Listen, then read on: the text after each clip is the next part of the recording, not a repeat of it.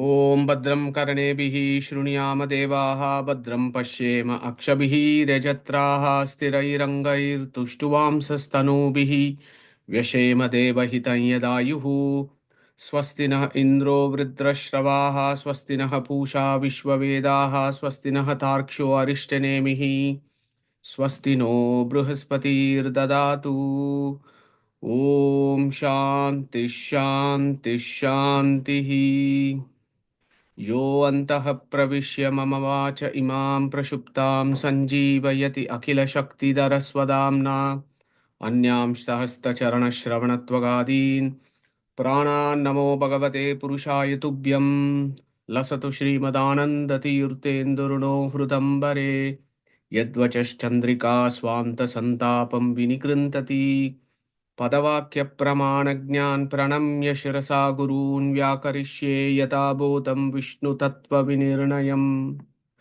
So, good morning, good evening, and good afternoon to folks who've joined for the 40th session of this amazing Upanishad called the Atharvana Upanishad, which is otherwise also known as Mundaka Upanishad.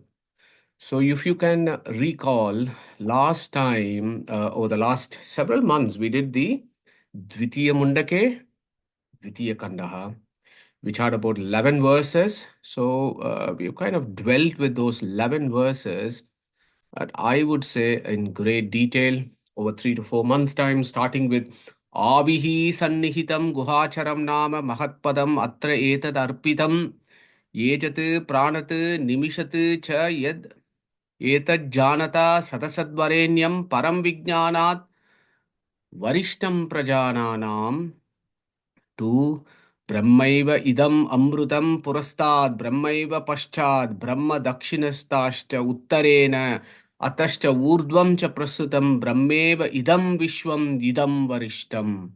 So in those we understood the key philosophy of that particular kanda. The key philosophy of that particular kanda is talking about the philosophy of the Antaryamin. That is the key concept of the Dvitiya Kandaha, Dvitiya Mundaka. Second Mundakas, second Kanda. The key concept is Antaryami philosophy. Antaryamin. Who is this Antaryamin? This Antaryamin is something who is inside the Jiva and it's the controller of the Jiva. That Antaryamin, Paramatma, Bimba Rupa, you name whatever you want to. But that is a key philosophy that Angirasa is telling us in the Dvitiya Kanda of the Dvitiya Mundaka. Okay, so in this, as I told you before, in the very first verse, in one of the verses, initial verses, Angirasa said, "Araiva ratanabau samhata yatra nadyaha sa esha antascharate bahuda jayamanaha." Om iti evam dhyayata atmanam swastivaha paraya tamasaha parastat. Remember that beautiful verse. There he said, Antascharate Bahuda Jayamanaha. Angirasa said, look, there is this entity called the Antaryamin who is inside the Jivas, controlling the Jivas, giving them their reality, their objecthood of knowledge, and their volition. That entity who is called Antaryamin, what is he there? Antaha charate. So this Antaryamin is not sitting idly inside, but he's Antaha charate, doing various activities, Bahuda Jayamanaha, in various forms and so on. Okay, so we remember there we spoke about Vyuha forms, the 10 forms, the 12 forms, the 24 forms, the 1,000 forms, the infinite forms, the Bimbarupa forms of Paramatma that the our Vedic rishis tell us in the Upanishads and the Samhitas. So the question may arise here in this particular verse. Antahascharate bahuda jayamanaha. So is that antascharate, that entity which is there inside the pindana that is doing things, is this the jiva or is it the paramatma? Are they both the same? There is a doubt there. Brahman moves in the hearts of all and manifests his manifold forms. Does that mean soul and Brahman are the same? There is a doubt that comes in some certain folks. Yeah. And look at the very last verse here, which we just thought about. Brahmaiva idam amrutam purastad brahma paschad brahma dakshinatashta uttarena atashta urdvam cha prasrutam. Brahma eva idam vishwam idam varishtam. So those are the words that Angirasa has placed there, or he has intuited these words in deep contemplation. Idam Brahmeva Vishwam. Purnam is the meaning there. When we look at this superficially, Brahmeva Idam Vishwam. So that creates a confusion saying this is Brahman is this Vishwam. Vishwam is this what? This universe. So you have two verses in the previous kanda that seem to have this kind of connotations. Sa eshaha antascharate bahuda jayamanaha. That this Brahman and Jiva probably there are no two entities. There is just one thing that is moving around in this body, and that this body is also Brahman. Probably is the indication. Brahma eva idang vishwam. That particular verse may create some confusions for some folks. Yeah, not for many of us here in this satsang, but some people may have this view. So what is the language of this? But if we have read the second kanda in deeper philosophy, then you know that Angirasa has already said that this Brahman is Virajam. This Brahman is Tamasaha Parastat. He's already said, saying that this Brahman is beyond matter. This Vishwam is made of matter. So previously it's already been said that this Brahman is beyond matter. So how is it Angirasa now going to say he is beyond matter, but he is this matter? No. Our Acharya settles this very, very beautifully. Idam Brahmaiva Vishwam Purnam. So the etymology of Vishwam can be manifold, and Purnam is one meaning there. Idam Brahmaiva Vishwam Purnam. Okay. Yes, as I said, some people may think, could it mean that God is this Vishwam world? Definitely not possible from the internal evidence within the second kanda. Okay. Idameva varishtam sarvottamam. When he says idameva varishtam, it means varishtam is sarvottamam. He is the highest. And we have, of course, done this in our Gita Chintana of the 15, 16 to 18 verses where Krishna has categorically said he is Purushottama. Then there is the Kutasto Akshara. Then there are the Kshara Purushas, which is you and me. He said that very clearly. So when you take this, it feels all right. But then Angirasa goes on to answer this further. Could it mean God is this Vishwam? Could it mean Brahman is the Jiva itself? Is a question of Vedantic philosophy. So when we look at the Mundaka Upanishad, the very next kanda, the very next verse actually goes to answer this problem. Okay. So what does it say? Dvasuparna sayuja sakaya samana vriksham parishashva jate tayor anyaha pippalam swadvatti anashnan anyo abhichakashiti is the immediate verse that Angirasa puts to clarify this doubt that may arise in certain minds and buddhis, not in many in this satsang, but some people may have this doubt.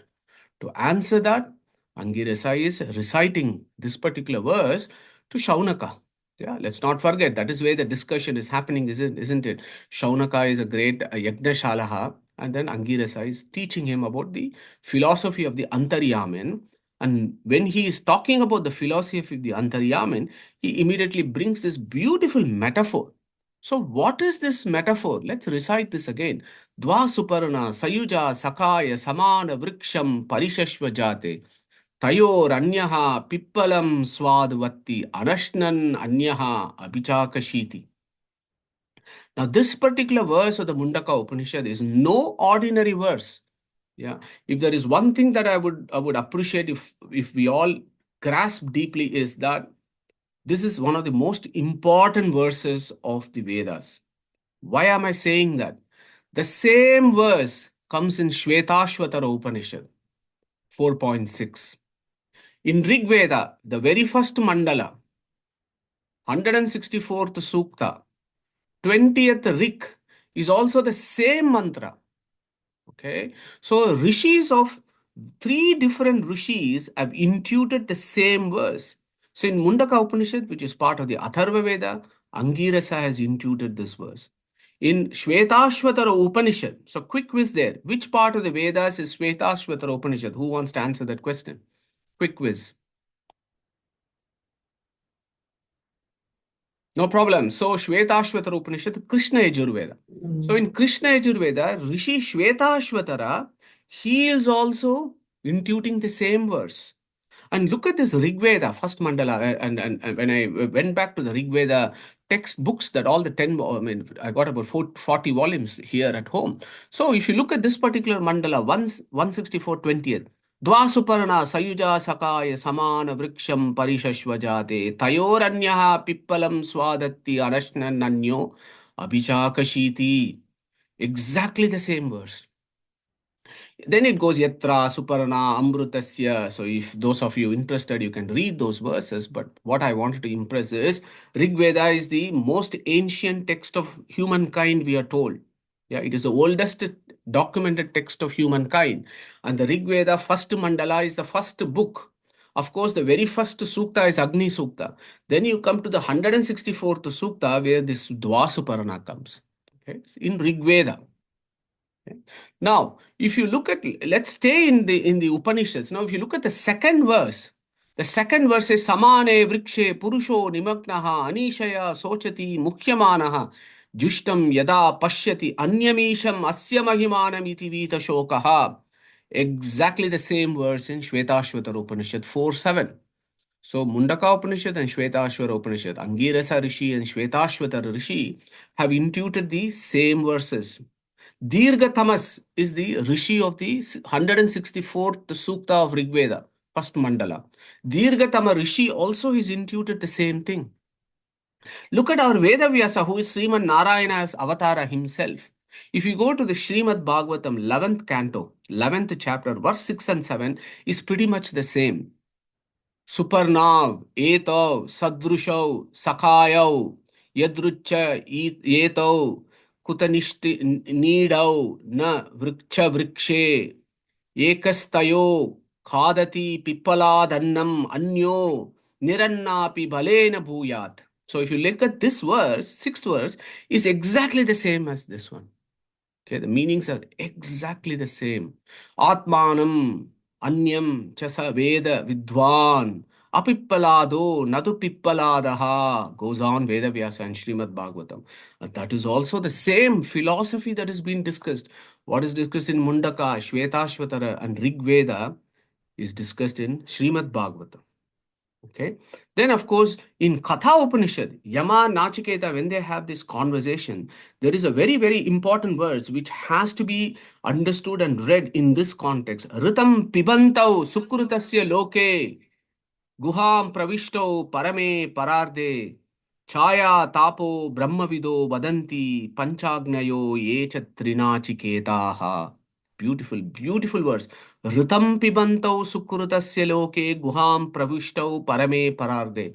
It's a key verse that needs to be read in this context using Mundaka Upanishad, Rig Veda, Srimad Bhagavatam, and of course our beautiful chapter 15, verse 1 and 2. May I call upon one of us to recite these first two verses, please? Who wants to go for it? Neetaji, do you want, Pavan, Neetaji, anybody? Yes. श्रीभगवानुवाच ऊर्ध्वमूलमधः शाखम् अश्वत्थम् प्राहुरव्ययम् छन्दांसि यस्य पर्णानि यस्तं वेद स वेदवित् अधश्चोर्ध्वम् प्रस्तुतास्तस्य शाखाः गुणप्रवृद्धा विषयप्रवालाः अधश्च मूलान्यनुसन्ततानि कर्मानुबन्धीनि मनुष्यलोके. Beautiful, Neetaji. Thank you very much. So the first two verses of chapter 15, which is a very cryptic two verses, also has this philosophy there. Okay, we know chapter 15 is very important philosophy. First 18 verses. And the very first two verses talk about the same philosophy as this particular verse of Mundaka Upanishad. So what I'm trying to tell you here is, whenever there is a mantra or a rig or a verse that comes in various Samhita portions or the Upanishad portions of various Vedas and in other parts of the Agamas, that means it's a very important verse. This is very similar to Purusha Shukta. Purusha Shukta comes not only in the 10th mandala of the Rig Veda, it comes in Taittiriya Aranika, Vajanishya Samhita, Shatapatha Brahmana, Okay, there is in fact two Upanishad, Mudgala Upanishad and Shubala Upanishad. Their main job is to expand on the Purusha Shukta and give us the meanings of Purusha Shukta is these two Upanishads. Then you have these various, in all the Upanishads, Atharva Veda, Sama Veda, Yajur Veda, Rig Veda, Purusha Shukta comes. And that is not a coincidence. That again tells us that Purusha Shukta is a very, very important Sukta of Vedic philosophy, very similar to this particular verse, which also comes in various portions of the Upanishads. So that is the first point, okay, that I hope you will be able to appreciate about the importance of this particular verse. Then I just want to introduce, so this particular verse talks, it's very cryptic, it's very metaphorical. It talks about trees, it talks about fruits, and it talks about birds. Yeah, so we've done this before about this. Vedic philosophy uses a lot of trees, birds, and fruits to explain deep philosophies. Why? Because the rishis were in aranyakas. Rishis were in the forest. They were in hermitage. And they are just sitting there contemplating in deep meditation, and they are seeing all these beautiful things in nature. And they see these beautiful things, and great philosophy intuits to them. Okay, so that is the reason why you will see that in the Upanishads, you will see this all the time. So these birds here, for example, Dwa Suparna, there are two birds. Okay, they are in this Vriksha, this is this tree, and then there is the Pippala, there is the fruit. So there are the birds, there are the trees, and there are the fruits. This comes in Mundaka Upanishad, of course. And in Chandogya Upanishad, of course, you also get similar kind of metaphors. Anybody wants to have a go at and say, look, where is the metaphor of the bird in Chandogya Upanishad? Anybody wants to take that? We have done that, chapter 6. Any takers on that very quick question? Yes? Shakuni Sutra. Shakuni Sutra. Beautiful, very good, Sushuji, wonderful answer. Perfect. Sakuni Shutre. That's Sakuni. Sakuni is bird. Yeah, Sakuni is in Sanskrit. Suparna is bird. Pakshi is bird. Sakuni also means birds. And in Katha Upanishad, which we have just seen, Ritam Pibantau Sukrita Salyose also talks about that.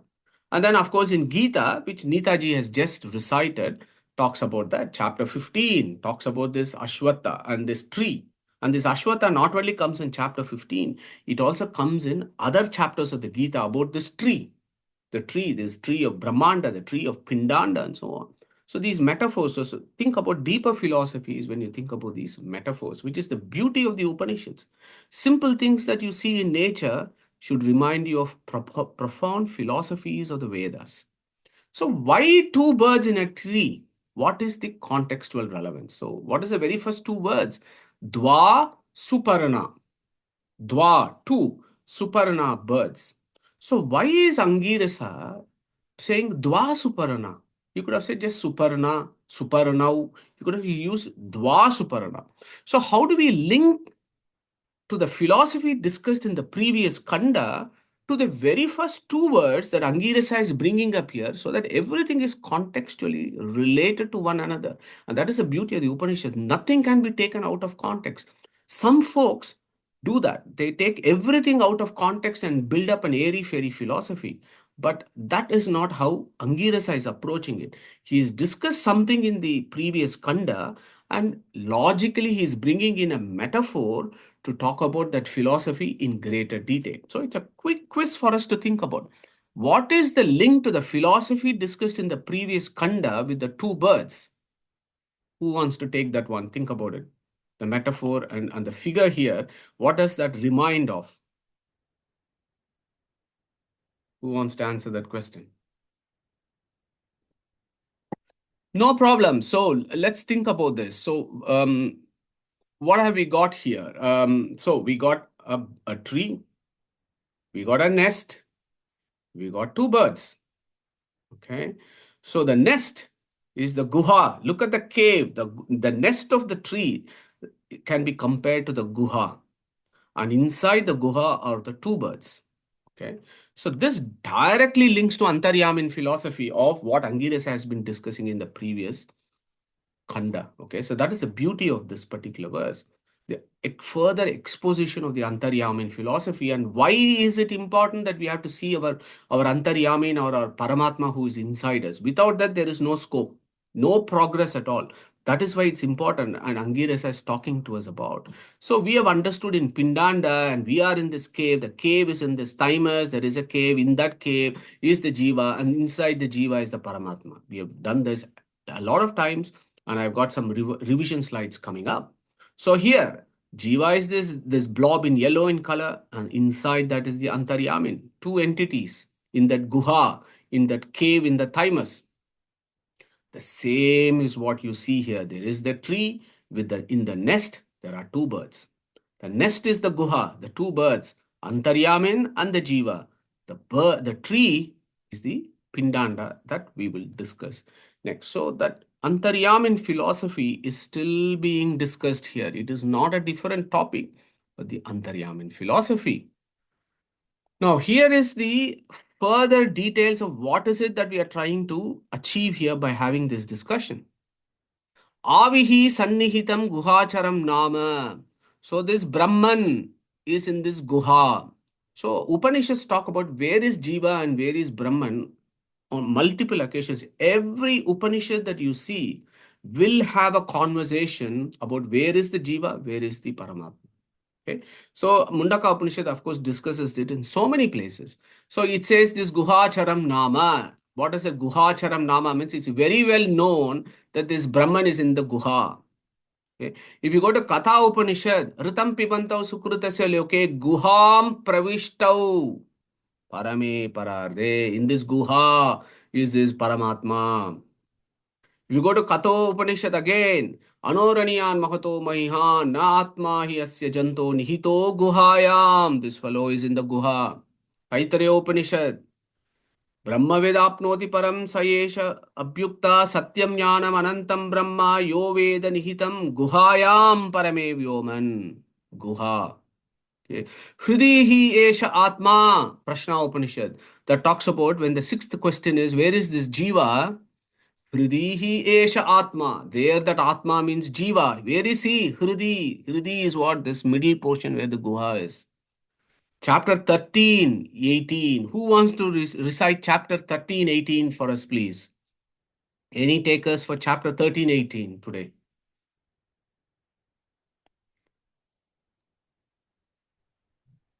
Yeah.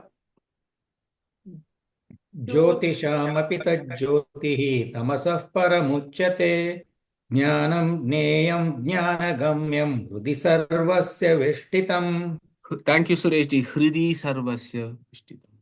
Sarvasya cha aham hridi sannivishtaha. I'm inside the heart, which is the cave. Yeah. So wherever you look at Dahara Vidya. The ultimate answer to all this we have discussed before is the Dahara Vidya of Chandogya Upanishad, where it says Brahmapure Daharam Pundarikam. That Brahmapura, where this Brahman is Pundarikam. It's an inverted lotus. That is the thymus and the cave, and we have discussed this a million times. So again, the view there is Upanishads always talk about this guha, which is the middle portion of the body, which is called hrit. Yeah, hrit is not heart. Hrit is the middle portion of the body, where the mediastinum is. For those of you who are familiar with these anatomical names, yeah, hrit is middle portion of the body. Okay, where it is. Okay, so that is why it is important as to why these two birds in a tree is being discussed, because he's talking about the Antaryamin philosophy of Jivatma and Paramatma. Okay, let us not forget that. Moving on, trees. And that comes again in the Upanishads, isn't it? They're constantly talking about trees. And the two important trees that comes, and again, this is a quiz. There is Ficus bengalensis and Ficus religiosa. So these are the two trees that comes again and again in the Upanishads and in the Vedic philosophies. So who is going to tell us what is Ficus bengalensis and what is Ficus religiosa? What are those two trees? Can you name those two trees for us, please?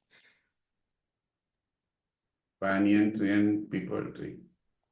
So banyan tree is one, very good. So banyan tree is also called people tree. What is the other tree? The Bengalensis is banyan tree. Yeah, very good. And the other one, Ficus religiosa? Ficus religiosa is the people tree. Okay, so I've got the clue here from Gita. So it is the Ashwatha. Okay, Ashwatha tree. I'll come to that. It's a little controversial, I know, from biological names and Vedic names, but I'll come to it. So these two trees, they come again and again. Because these guys are in the forest and they're intuiting deep philosophies and they're seeing these beautiful trees and that inspires them and philosophy just comes. And either the Upanishads label this as vriksham. Okay, vriksham, tree. And we know in the Mundaka Upanishad, when we say Dvasuparna Sayuja Sakaya Samana Vriksham Parishashva Jade, Tayor Anyaha Pippalam. So because Angirasa has said Pippalam there, this vriksha is Pippala vriksha, which is also called Arali vriksha, which is modern day time called people tree, because the fruit of the tree is called Pippala in Sanskrit, so it is the banyan tree. Okay. Now look at Chandogya Upanishad. We have done this. So many trees come in Chandogya Upanishad, right? In those 9 examples. Asya somya mahato vrikshasya yo mule abhyahanyat jivan shravet. Remember that example. Vrikshasya. He's seeing that vriksha and talking about some deep, philosophy of this Brahman who is pervaded everywhere. Asya somya mahato vrikshasya yo mule abhyahanyat jivan shravet. Yo madhye abhyahanyat jivan shravet, etc. etc. And in the next example, the same, our Uddalaka, when he is teaching to Nachiketa, he says, Nyagrodha phalam aharaiti. Okay, idam bhagavaiti, binna bhagavaiti, and that is the beautiful philosophy, right? Nyagrodha phalam. Nyagrodha is the banyan tree. Phalam is the fruit. So what our Uddalaka Aruni is talking about to Nachiketa in Chandogya Upanishad, chapter 6, Yagrodha Phalam, is the same Pippalam that Angirasa is talking about in Mundaka Upanishad. Okay, here I have another quick quiz. Who is Pippala the Rishi? In which Upanishad does he come? What is the significance of his name? So who wants to take this one? Sorry, I've got a lot of quiz questions today, inspired by Anandji. Who is going to tell us in which Upanishad Pippala the Rishi comes? Suresh ji. Shatprashna Upanishad. Very good. Thank you very much. Fantastic. So he is the Rishi of the Shatprashna Upanishad, right? The 6 Rishis. Go and ask him the question. Now think about why is he called Pippalada? Okay. Pippala is that fruit, right? Is that fruit of the banyan tree. Pippalada. So think about Pippalada. Pippalada is something to do with karmas. The fruits are the karmas, and he who is beyond all this, is the Pippalada of the Upanishads. So beautiful when you compare and do this. The names are there for these rishis, not randomly. They have a philosophical significance. Pippalada. And of course, you have the ficus religiosa. Ficus religiosa is what? Urdhva moolam adha shakam ashwattam, ashwatta tree. Urdhva moolam adha shakam ashwattam prahuravyayam. That was very beautifully recited a minute ago. Ashwattamenam suviruda moolam asanga shastrena dridena chitva. Ashwattaha sarvavrikshanam. Vedavyasa, Krishna is saying this all the time. Ashwatta, Ashwatta. Okay, so in Katha Upanishad and Gita, which as you know, both of them are linked with each other, they pick up Ashwatta tree and talk about all the philosophies. And if you look at Mundaka Upanishad, Chandogya Upanishad, they talk about, they pick up the people tree and the Pippala fruit of the people tree and bring up a lot of philosophy. So I hope you find these kind of comparisons interesting, because we need to dive into the philosophy proper, and eventually I'll come to it in a minute.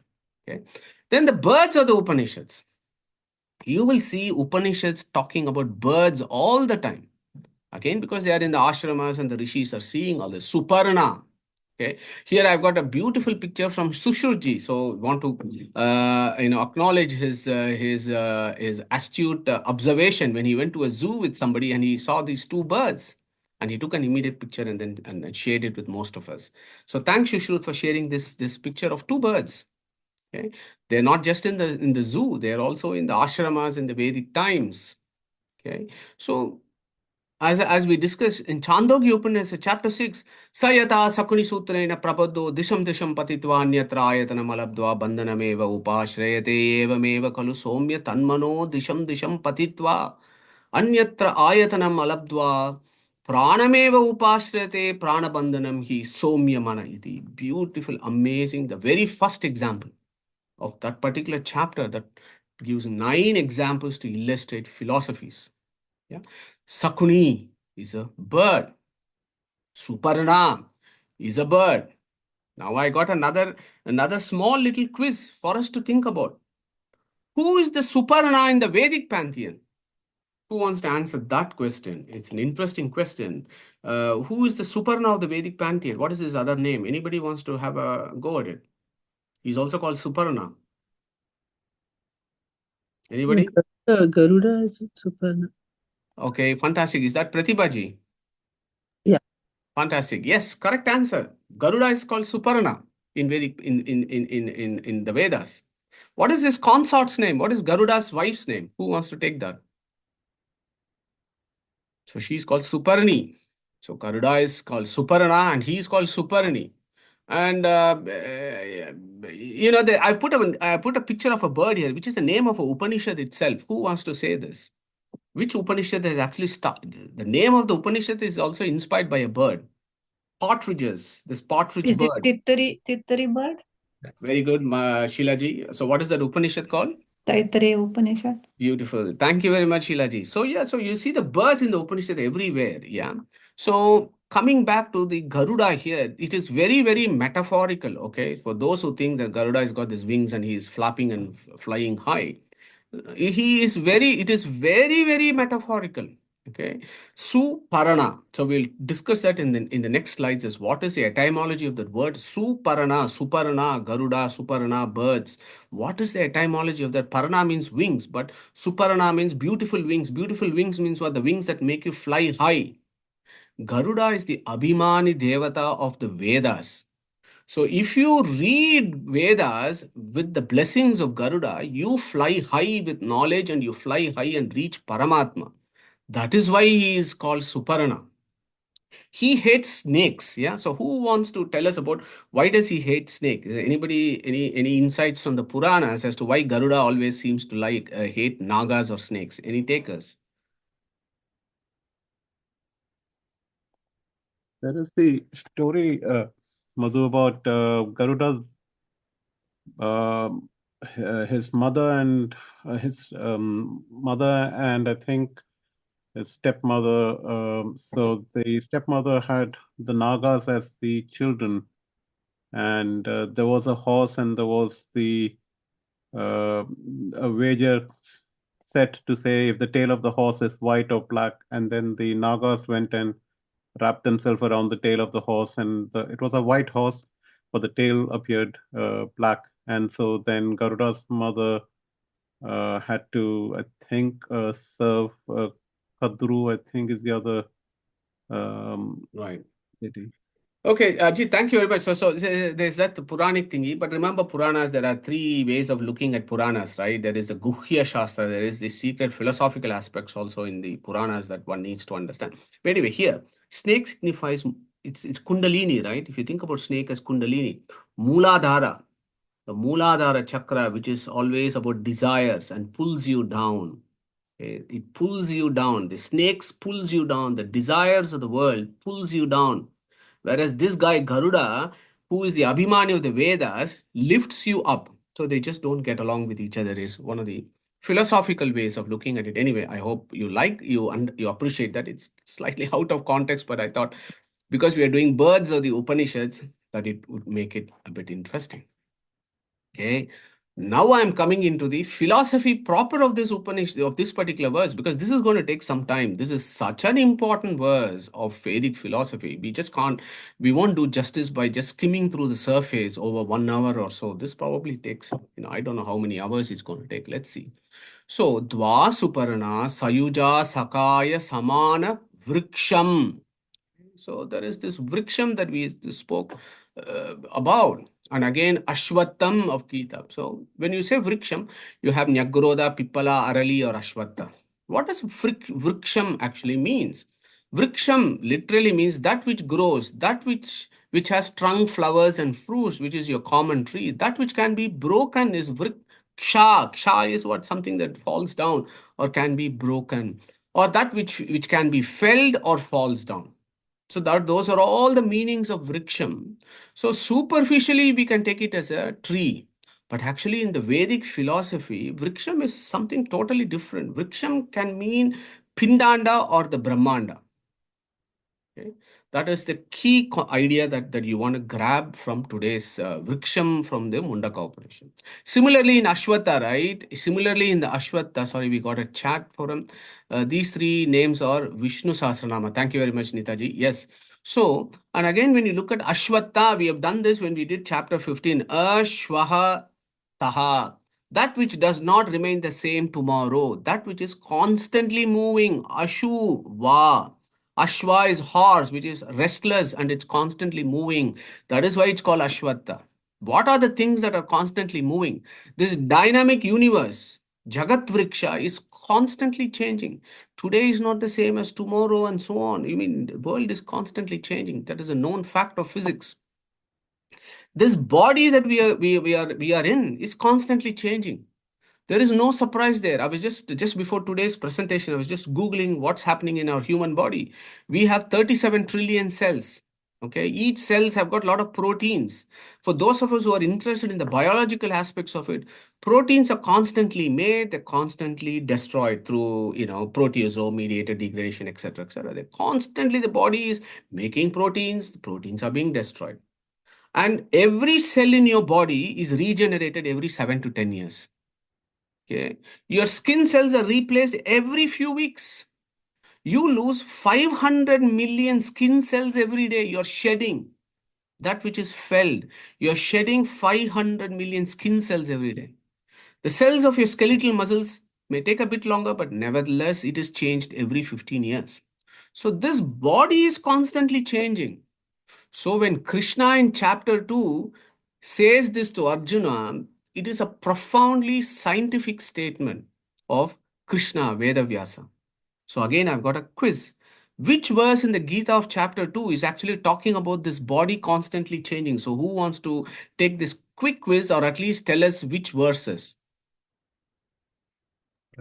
Madhu, is it Vasamsi Jirnani Yatha Vihaya Navani Grandhani Naroparaani? Yes. Tatha Sharirani Vihaya Jirnani Anyani Sanyami Navani Dehi. Beautiful, Sureshji. That is 222. That is fantastic. And who wants to say 212? 212 is another verse. देहिनोऽस्मिन् यथा देहे Yeah, go for it, Neetaji. Recite that. देहिनोऽस्मिन् यथा देहे कौमारं यौवनं जरा तथा देहान्तरः प्राप्ति धीरस्तत्र न मुह्यति.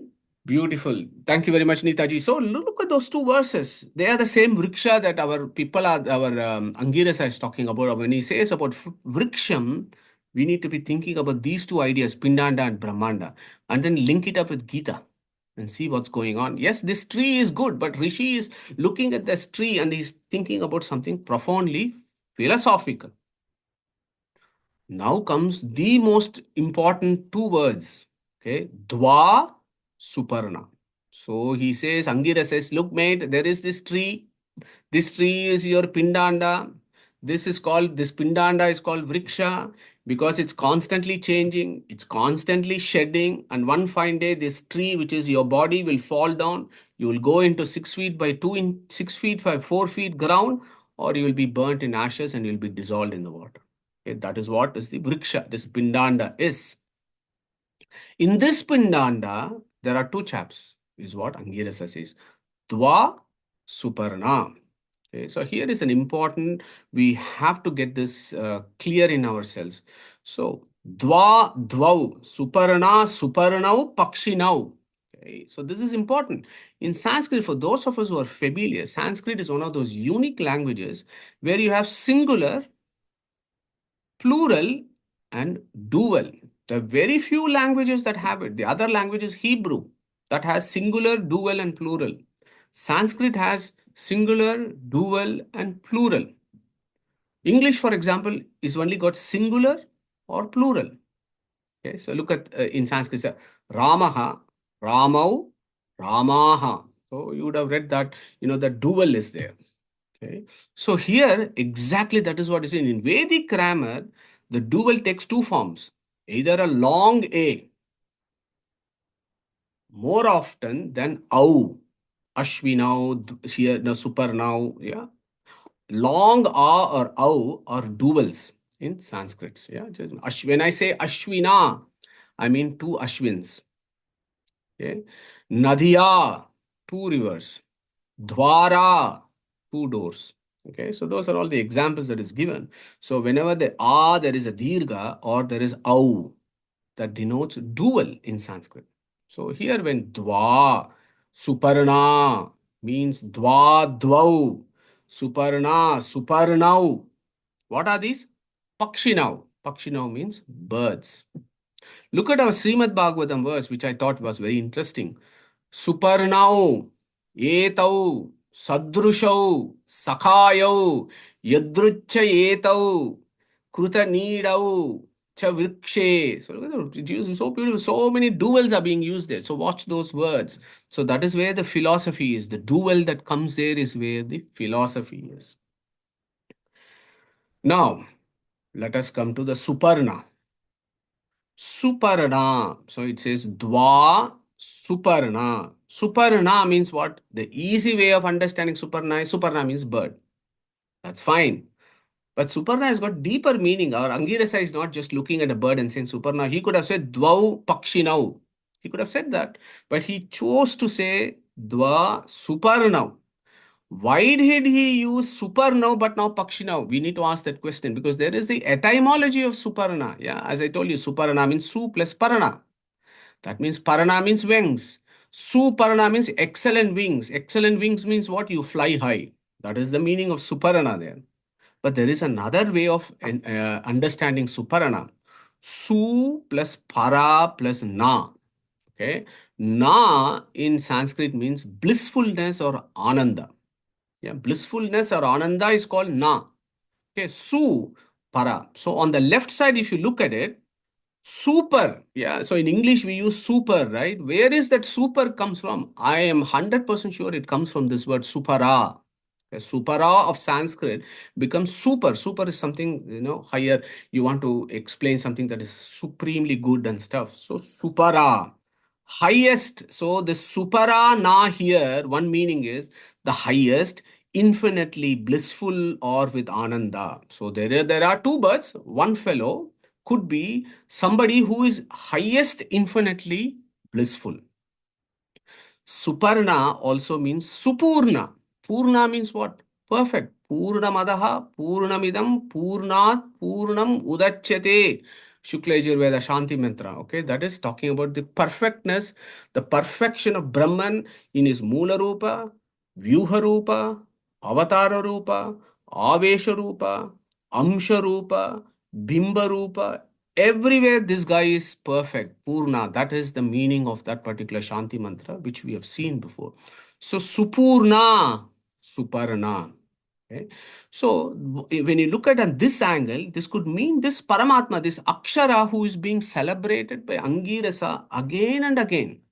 This guy is inherently perfect and he is inherently infinitely blissful.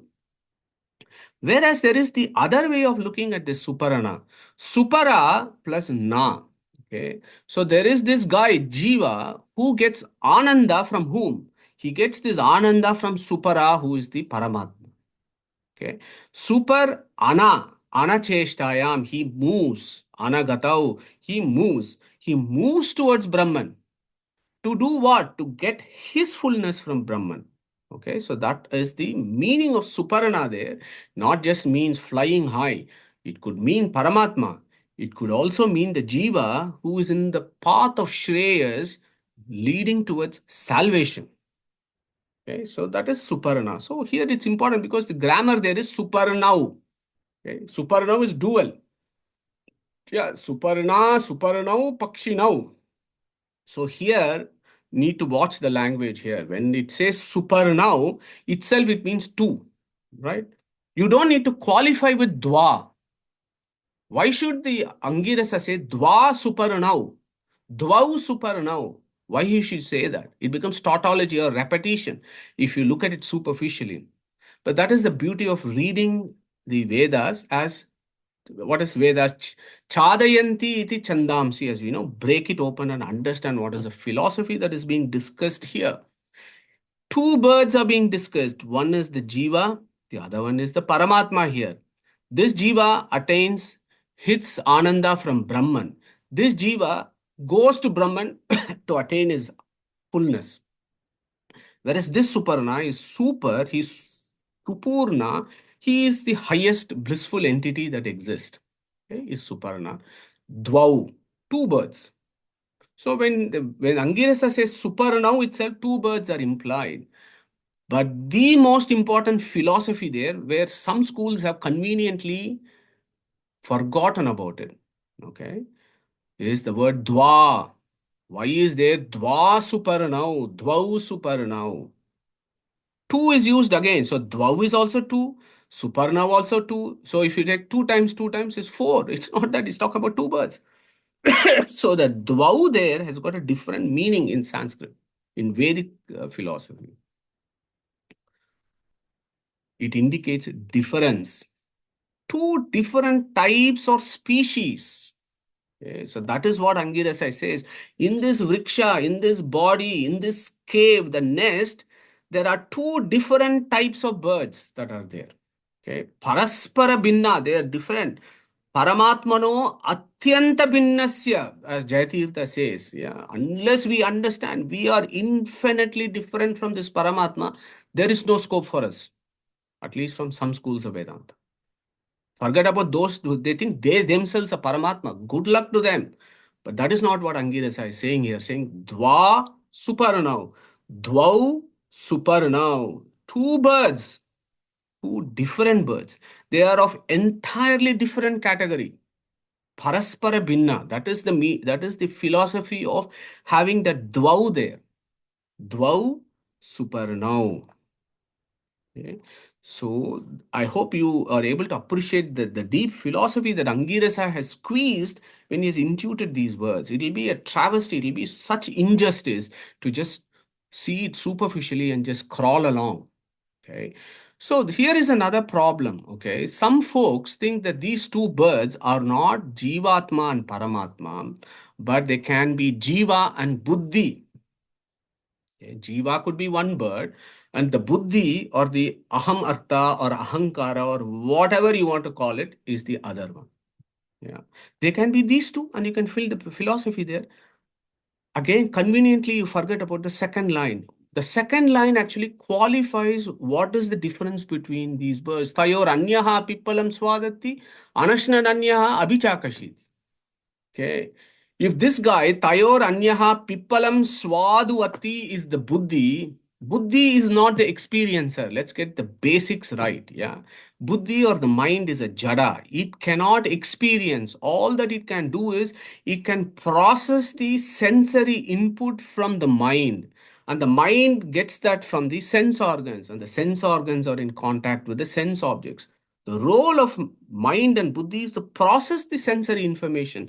They cannot experience because they are jadas. Okay? That is where that philosophy falls down to the ground completely. When you look at the second line, it cannot be jiva and buddhi. It has to be two different types of sentient beings that are there. Okay? Tayor anyaha pippalam swadati. Anashnan anyaha abhichakashiti is the clinching argument as to why this dvau suparnau are two sentient beings. Okay. This is described in the second line. Okay. So what is it saying? Now what? Let's move on in the first line. I know we are spending a lot of time in the first line. Dva suparnau. So we understood there are these two different species of birds or sentient beings. And they are sayujau. They are always together. Okay. Sayuja, they are always together. That is very, very important. Always together. They're undiscardable. They're eternal friends. They're always eternally together. There is never a point where they are separated. They're always together is what that means. Sayuja.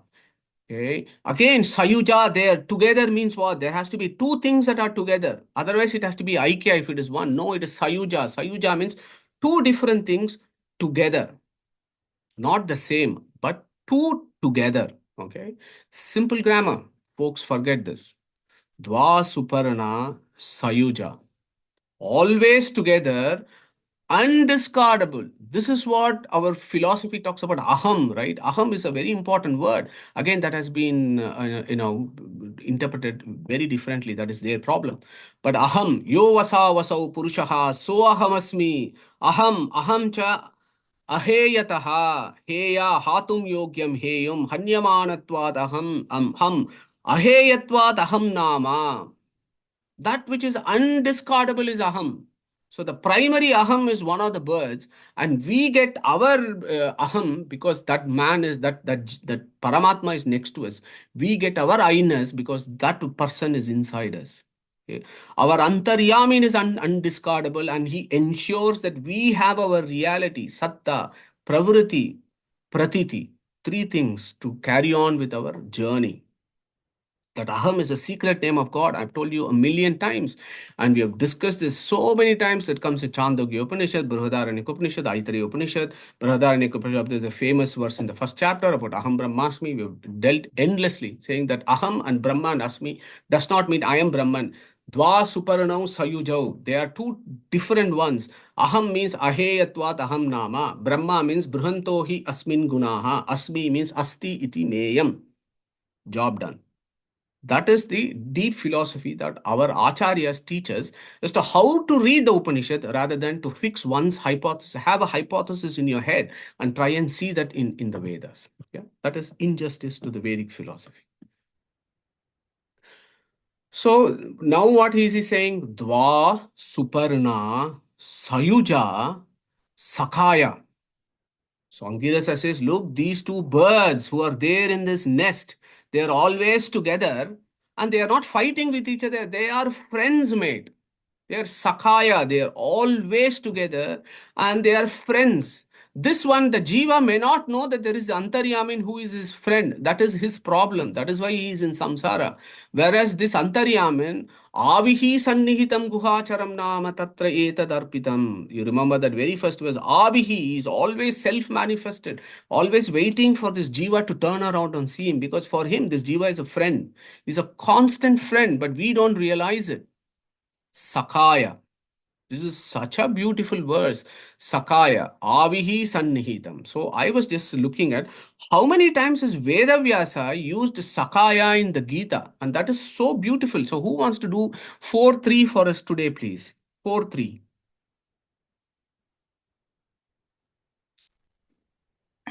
I can. Yeah, go for it, Panagashri. If you want to do all the three, that will be good. Yeah. Sure.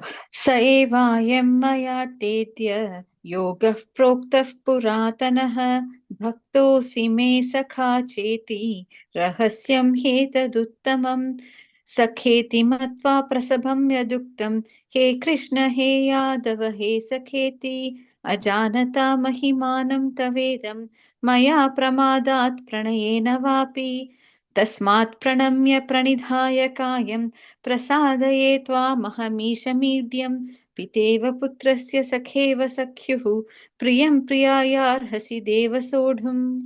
Beautiful, Panagashi. Thank you so much. Very, very beautifully recited. So look at the spirit in which Arjuna and Krishna, they are having this conversation in Gita, right? Arjuna says, oh, I have treated you like my friend. As how a friend forgives another friend, please forgive me. And Krishna says, mate, you are my friend. That is why I am giving you all this philosophy.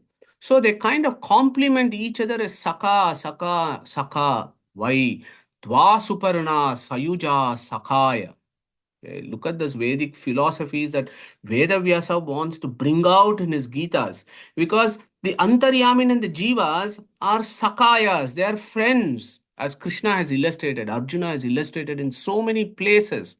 And here, very, very beautifully, our Angirasa says, these two birds are always friends. And where are they? Samanam Vriksham Parishashva Jate. Okay. Look at this word. Vriksham, we have done enough of this vriksham. Parishashva jate. Nested together in the same tree. Okay. That is in your guha, in your jiva, guha. Inside the guha is the jiva, inside him is the Paramatma. This is the nest. The guha is the nest of this pindanda. These two guys are always there. They are different. They are always together and they are friends.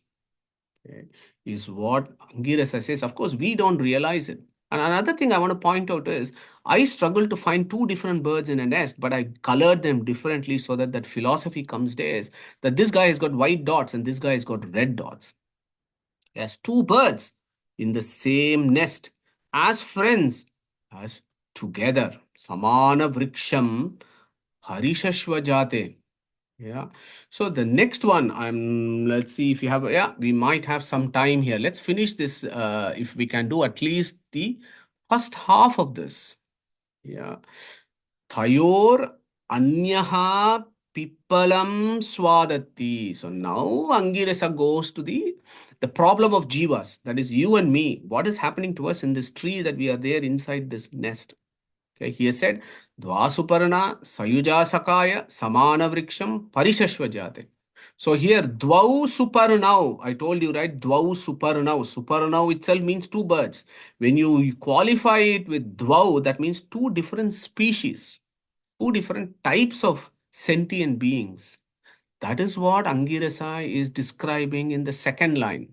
So he says there is one bird, Tayor Anyaha. Tayor Anyaha means among the two, one. Anyaha Pippalam Swadu Ati. Okay. So Pippalam Swaduvati. So this bird which is there in this bird, in this tree, the tree has got all these fruits. And this bird is eating this Pippala. Okay, Pippala. We'll talk about Pippala today and close today's session. Yeah. Swaduvati. So this is very funny. Okay, that is what Angirasa is saying. And he is actually putting his head around and saying that this second bird, Pippalam Swadu Atti. Swadu. Swadu means Swadhishtana. Swadhishtana means very tasty. Yeah. Atti means Atti. Atti means that which eats. Yeah. Eats is Atti. Ashna is another word. Ashna. Remember, Ashna means you eat. Ashnan. Yeah. Eat. Yeah. Atti. Eat. Swadu Atti. It eats this Pippala thinking that it is very, very tasty and beautiful. Okay. That Swad is very interesting word there. Swadu Atti. You could have just said Pippalamatti, no? It says Pippalam Swaduvati. That is our problem. We try to make, we kind of live in this Brahmanda and enjoy all the transient pleasures and stuff and think this is amazing, this is beautiful. Let me eat and satisfy myself by going to the cinema and, earning more money and getting properties and this and that. That is what we are doing. And that is what our Angiras are saying. That is what this bird is doing. Pippalam Swadati. That Pippala that is used, that is important. We have maybe 10 minutes to finish. Pippala. Pippala there means karma phala. Okay, when our 15.2 said, Adashta urdvam prasutasya shakaha gunapravruddha vishaya pravalaha adashta mulani anusantatani karma anubandhini manushaloke. Why on earth we are circling around this endless cycles of birth and rebirth? Because of our karmas. Karma phala, we are eating our karmas. Yeah, that is the karma phala. The fruit that we are eating is this. And this is our own problem. We have brought it upon ourselves that we go round and round in circles eating this karma phala. Pippala, as Angirasa talks about it, going round and round in circles in endless cycles. Yeah, in Katha Upanishad, it is discussed so beautifully. We don't have time to look at that. Maybe next week we can pick on these verses of Katha Upanishad. Okay, karma anubandhini manushya loke is this world. Okay, and manushya loka also means the sadhana sharira that we have. It also means the sadhana bhumi in which we are. And then we're doing all this nonsense at this point of time. Okay, so this particular verse of Mundaka Upanishad and the Gita 15:1 and 2 is very interesting because the Genesis chapter 3 of the Bible, as we know about the Adam and Eve and the apple, okay, it comes directly from this philosophy. Okay, I don't know if our Catholic friends know this, but this is where it comes from. The philosophy of the Upanishads comes in the Genesis chapter 3, where Adam and Eve, they eat this infamous apple, right? The fruit. But actually, if you go to very early in art, it actually depicts the fall of man by a fig, Pippala, Ficus bengalensis is fruit. That is what the earlier, Catholic pictures that you will see. You won't see an apple that is being eaten by Adam and Eve. You will see Pippala that is being eaten by these guys. Okay. And here is another beautiful analogy which directly links, of course, with the Upanishads. Yeah, no doubt. So this Satan guy in the form of a snake is in the tree and enticing them, giving them the desire to eat the fruit. Okay. This snake is the Kundalini, the chakra, the Mooladhara chakra. That is the desire that pulls us down, gives us the desire, and that leads to the karma pala that we eat, and because of that we are going round and round in circles. That is the philosophy of the Vedas, and I don't know what the Catholic philosophy of Adam and Eve and why should they eat the apple, why the Satan should prompt them or a desire to induce a desire for them to eat the fruit, and then they are stuck in this world, mortal world as it's described. I don't know the full philosophy, but when I look at the Mundaka Upanishad and chapter 15 in 1, our philosophy is what the Catholicism is actually talking about. So I hope you find that very, very interesting about the Genesis chapter 3. Okay. And Dva Suparna Sayuja Sakaya Samana Vriksham Parishashva Jate Thayor Anyaha Pippalam Swadvati Anashnan Anyaha Abhichakashiti. So let's close there on the dot 4 p.m. And what we will do in the next session is actually take up the Srimad Bhagavatam verse, which also talks exactly the same thing in a slightly different verse, but actually that is a complete samanvaya of what the Mundaka Upanishad is doing. And then we understand who is the other guy.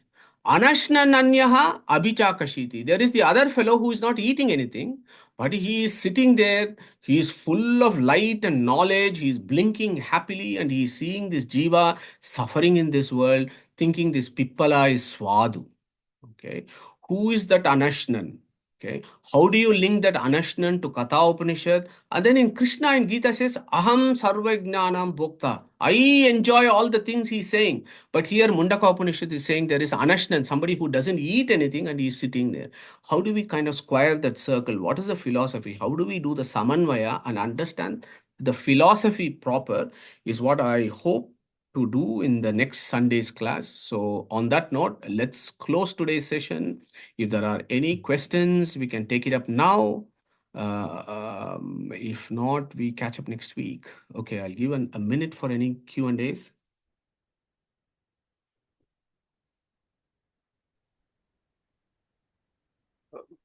Madhuji, can I ask a silly question? Sure. Yes, Harshaji. Yeah. This is Harshad. I'm getting a bit muddled between Antaryamin, Atma, and Jiva. If Antaryamin and Atma are the same, is Jiva the same as Sharira? So, yeah, a good question, Harshadi. It all comes in context, okay? Antaryamin means Yeshata Atma Antaryami Amrutaha. Yeah, Brihadaranyaka Upanishad. Whenever in the Upanishad that the word Antaryamin comes, that is always Paramatma. Antara Yamin, Yamayati. He who is inside me and he controls me is Antaryamin. So that always is Paramatma. Whereas the word Atma is a little bit more elastic and it really depends on the context in which the word Atma comes. Okay. Atma can mean the body, Atma can mean the mind, Atma can mean the Jiva, Atma can also mean the Paramatma. Okay. So you have to see it in context about where in that context in the verses the Atma comes, number one. The other one is primarily what we call as a Paramamukya Vritti. That is the primary meaning of all these words. Atma means Paramatma. So unless otherwise qualified, wherever there is Atma, you take it as Paramatma. But if there is a prakarana or the contextual relevance in which Atma, for example, in Gita that Suresh Ji is going to be doing next month, Atmaivahi, Atmano Bandhu, Atmaiva Ripuratmanaha, those kind of verses that come where there are so many Atmas that come in Gita where they all mean different things. Yeah. So Atma can mean the Jiva, Atma can also mean the Bad, Atma Hatya. People do commit suicide and die. They call them as Atma Hatya. That is, they destroy their own bodies. But Atma can also mean the mind. Atmaiva Atmano Bandhu, Mana Eva Manushyanam. So there Atma can mean the mind, or it can also mean the Jiva. So I hope that kind of clarifies. Thank you. No worries. Anybody else? Okay, excellent. If there are no further questions, may I request Suresh to recite Om and then we close today's session. Om.